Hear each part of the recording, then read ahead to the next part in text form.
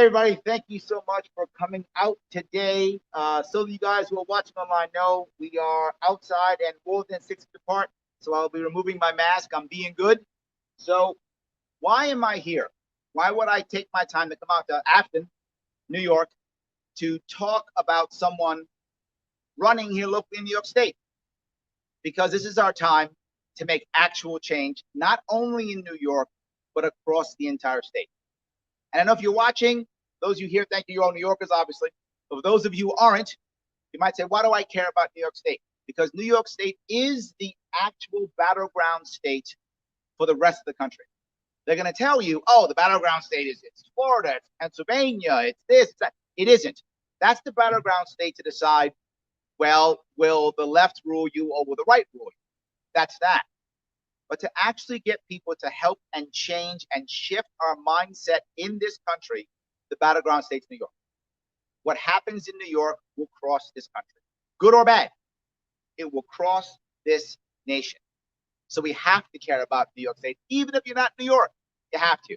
It's very often the battleground state for what happens in this country. What's happened in this country is two things, and they go back and forth. The first one is we're so divided that we just spend our time saying, I'm not the other guy, so you should vote for me. I will stop the other guy from punishing you. That's what I'll do. I will stop the other. If you're a Democrat, I'll stop the Republican. You're Republican, I'll stop the Democrat. What's the outcome of that? Division. We don't talk. But more important, an at least mindset. What do I mean by at least mindset? You've heard it. Well, at least we won't lose this. Well, at least we won't lose that. Well, at least we'll have this. Well, at least we'll have that. And the at least keeps getting less and less and less and less. So at one point, it's at least we're still alive and breathing. That's where we're going. I want to stop this at least mindset. I want the mindset to be one of abundance and growth, and we can get better, and we can do more. It doesn't matter who you are. We talk often about diversity. Diversity, that's an important thing. It is important. But diversity by default means that each of us has a different way of deciding what happiness and success is. That's what diversity actually means. Different priorities, different things that we think are important, different things that we value. And that's important to respect. Whether you agree with that or not doesn't matter. Whether that's your issue or not doesn't matter. What matters is how can each individual grow to the best potential. And we're losing that. We're falling back to government, not allowing the individual or the community to support themselves or each other. And remember, whenever a government runs something, what government's really good at is checking a box. Government's not good at actually helping. Government can serve you by checking the boxes. They put you in a box and say, you are this category we've decided that you are. Whether that actually helps you or that's true is irrelevant.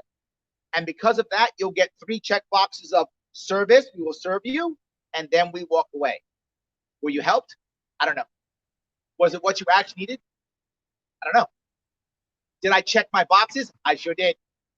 Did I put you in the right box and check them? Yes, I did. So I'm now clear. And the problem is now when government steps in to do that, community either can't do it because of law or rule or regulation, but if they need to. Why should I do it? Government's here. And we train ourselves to not fall back to our communities or worse, to fall silent. Well, I'm with someone today who understands that very well, who wants to make sure everybody can advocate for themselves, who wants to make sure everybody can grow their own community, who wants to make sure everybody can grow to the best of their potential.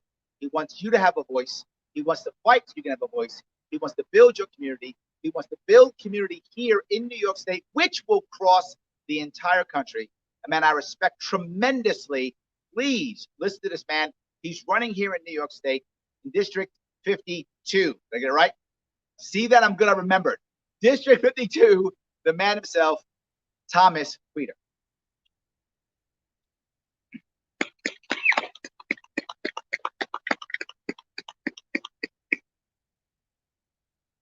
Larry made a lot of excellent points. When government steps in to do the helping, they often fail at actually helping. But very good at saying we tried to help, checking that box, saying, look what we can do. But the end result is very rarely actually help. The last 6 years, I've been advocating for those with disabilities who don't get help by the welfare system, who don't get the health care they deserve. I, in fact, have been told that I refuse service at a dentist because I refuse to partake in the act of breaking my legs. I said, I'm not going to do that because it'll break my legs. And what that got marked down to is that I refused service, which means I had to find somewhere else where I could find service. And I could. I've also had this over having my heart checked. And as an advocate, I've run into people all across this state and country going through the same thing.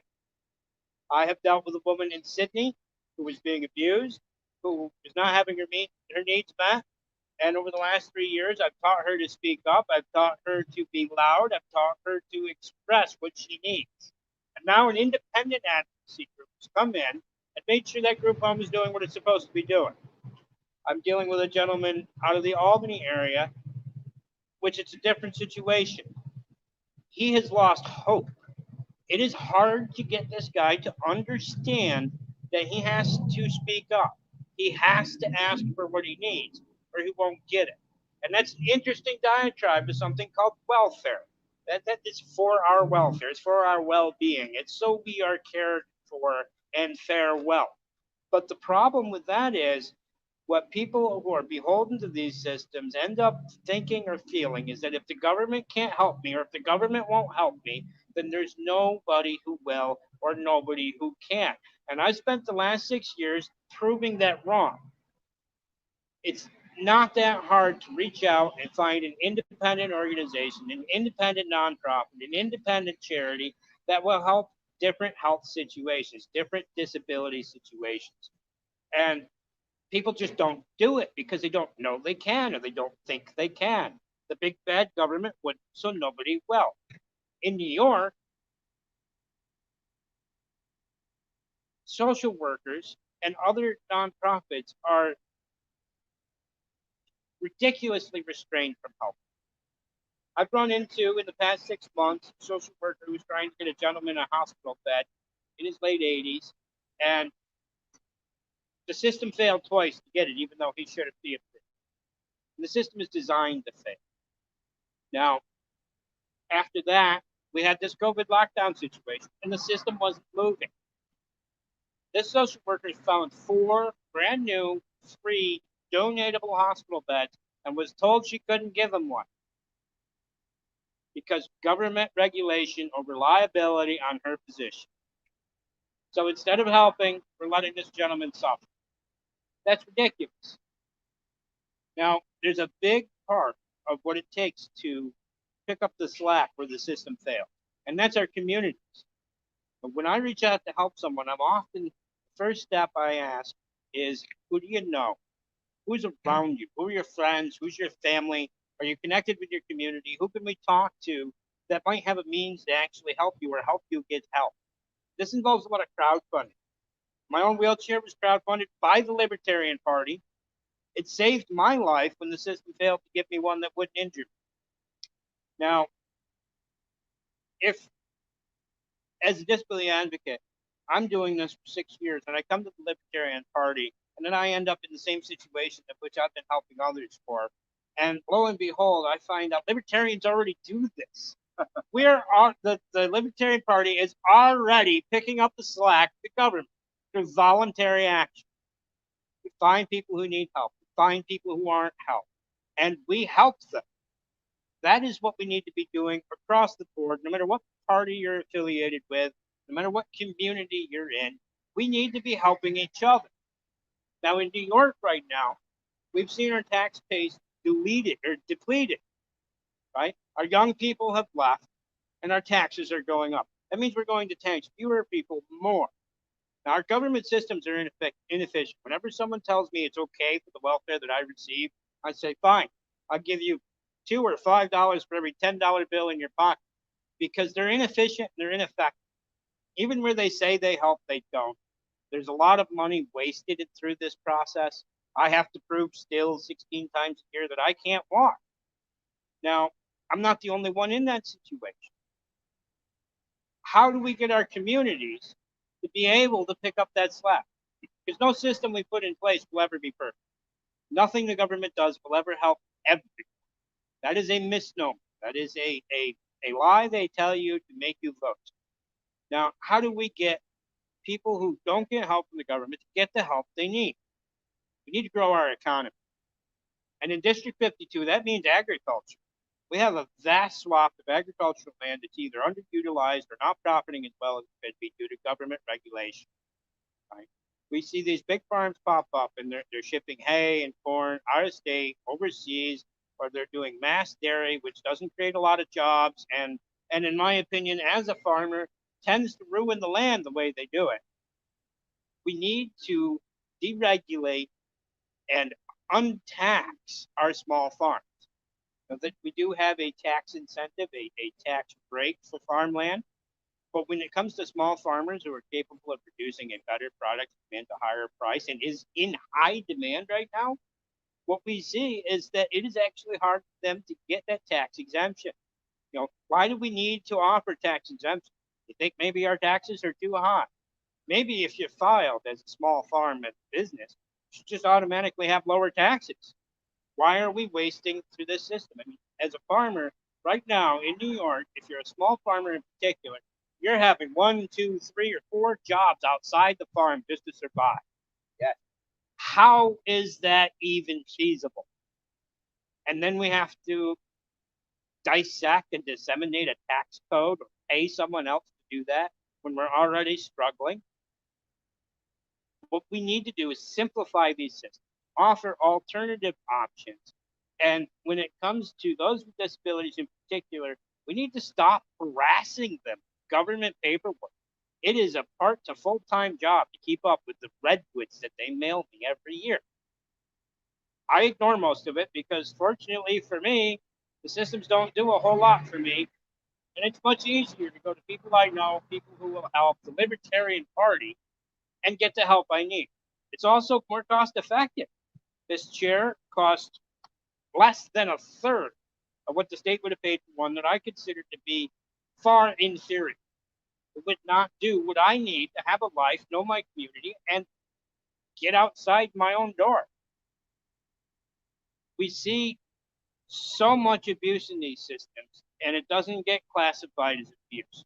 I'm sorry, if you're sitting there and you're laying and you're wasting away and you're not having a life, that TV remote and those tranquilizers, that's not helping. That's harming. That doesn't bring people happiness. I believe fully that a more thriving economy, a more agriculturally based economy, a smaller and localized economy in our district would pick up all of this slack. And I'm going to leave you with one last thing. If you think people are not suffering because of welfare, if you think welfare helps everyone, then you need to go meet your neighbors. You need to go to these homes for disabled and elderly. You need to actually talk to them directly. Because if you get to know them, their walls will come down and they will tell you exactly what they're going through. And it will change your mind. So vote for Tom. Vote Tom for 52. Go to TOMFOR52.com. Consider a donation. Improve our economy so we can help each other, not just for disability and elder care needs, but for anything that comes up. We are our own support system. We need to have that tenacity. We need to have that freedom. We need to deregulate and lower our taxes so that our dwindling tax base can survive. There is no way this can go on and continue to work. TOMFOR52.com. I'm here and I don't quit. And I'm going to fight for District 52.